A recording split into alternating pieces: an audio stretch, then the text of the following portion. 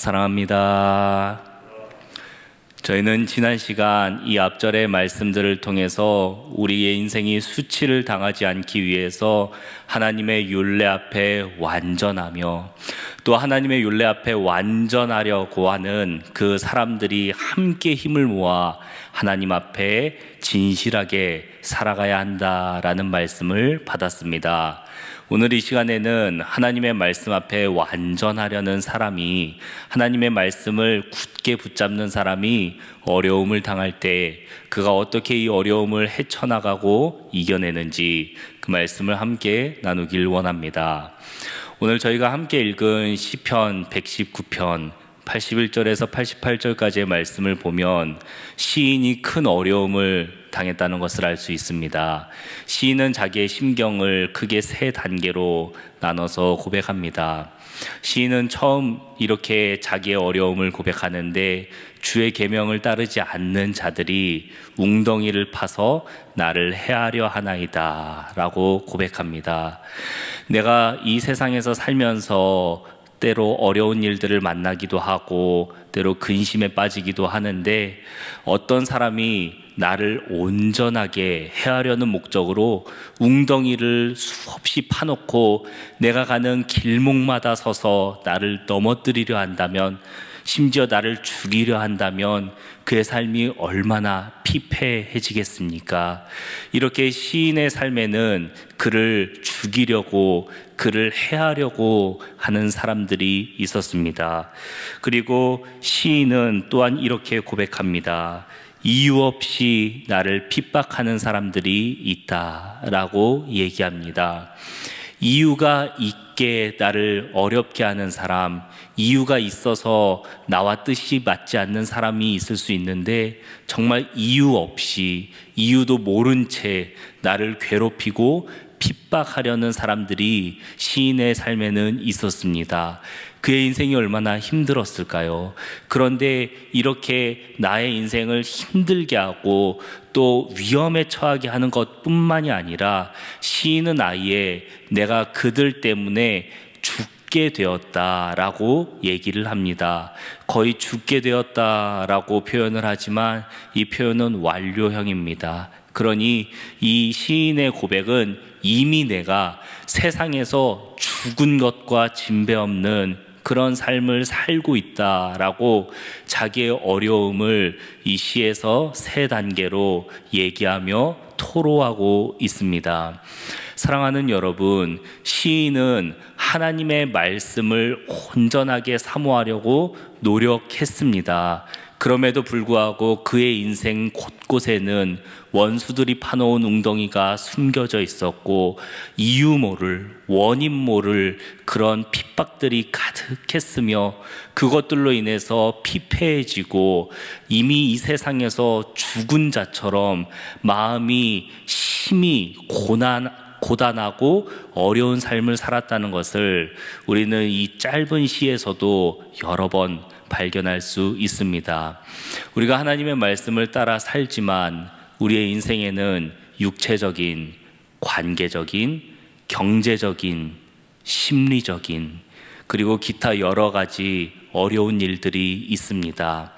우리가 이런 어려운 일들을 만날 때 이 시인의 자세를 통해서 어떻게 이 어려움을 극복해 나가는지 우리가 이 아침에 잠시 묵상하길 원합니다. 시인은 이 어려움들을 만났을 때 어떻게 이 어려움을 헤쳐 나갑니까? 시인은 이 세상에서 내가 거의 죽게 되었다, 아니 죽을 만큼 힘들다라고 고백한 뒤에 시인은 또한 이렇게 하나님을 의지하며 노래합니다. 내 영혼이 죽을 각오로 하나님을 사모하며 하나님의 말씀을 바라고 있다라고 얘기하고 있습니다. 시인은 이 세상에서 원수들 때문에 거의 죽게 되었다라고 할 때 이 죽게 되었다라는 표현은 칼이라는 히브리어 단어를 사용합니다. 거의 끝나게 되었다, 쇠약해졌다, 다 마쳤다, 이런 표현인데요.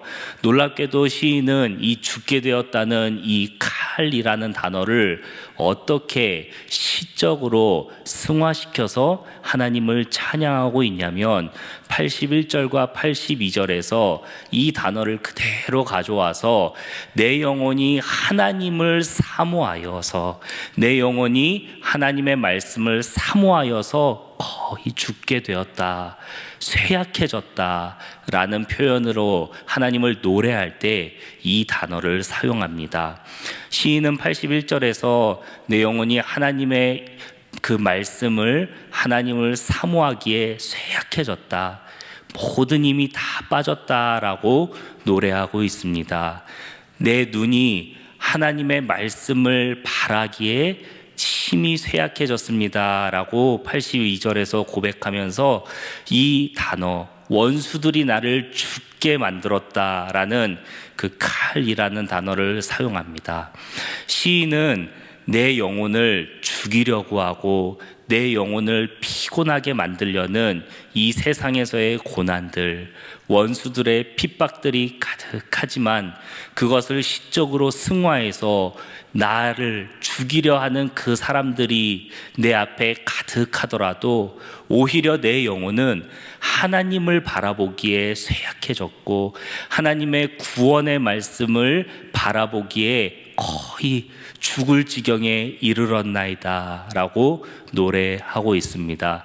그래서 시인은 오히려 하나님을 노래하며 내가 연기 가운데 있는 가죽 부대 같을지라도 나는 주의 율례 지키는 것을 포기하지 않겠나이다 라고 노래합니다.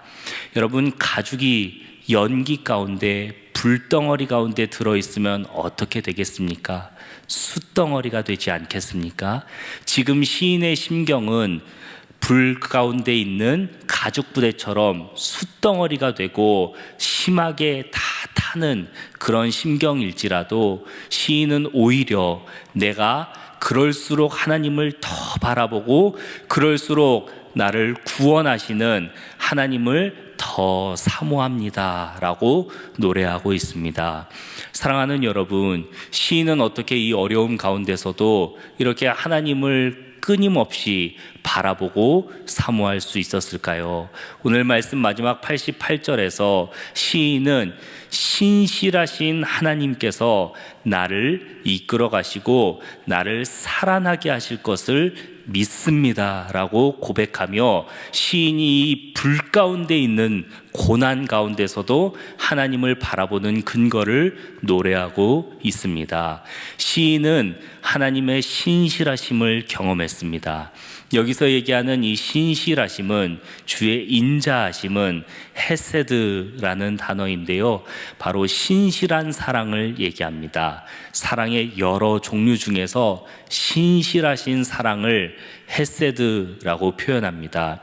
우리가 여러 가지 사랑의 종류가 있는데 뜨겁게 불타오르는 에로스의 사랑이 있을 테고, 형제간에 끈끈하게 우정을 맺는 필로스의 사랑이 있겠지만, 하나님께서 우리를 사랑하실 때에는 우리를 버리지 않으시고 우리를 포기하지 않으시고 끝까지 우리를 책임지시는 신실한 그 사랑, 헤세드의 그 사랑을 시인은 경험한 것입니다.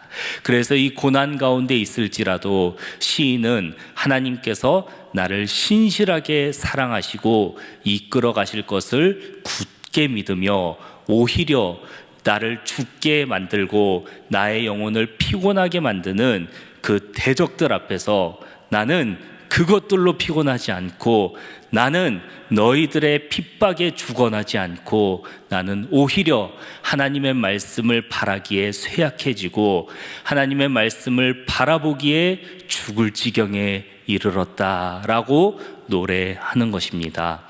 사랑하는 여러분, 우리의 신앙에도 이런 하나님의 신실한 사랑을 경험하고 간증하는 놀라운 역사들이 있기를 소망합니다. 우리의 마음에 한 줄기 말씀으로 다가오시는 신실한 하나님의 사랑이 간직되어 있다면 우리가 어떤 불 가운데 어떤 역경 가운데 있을지라도 하나님께서 우리에게 주셨던 그 한 줄기 구원의 말씀, 사랑의 말씀을 붙들고 이겨낼 수 있는 줄 믿습니다. 그 믿음이 우리에게 가득하고 우리의 한 주에 가득하여서 어떤 고난과 역경이, 어떤 불구덩이가 우리 앞에 있을지라도 넘어지지 않고 쓰러지지 않고 승리하며 견뎌내는 우리 모두가 되기를 간절히 소망합니다.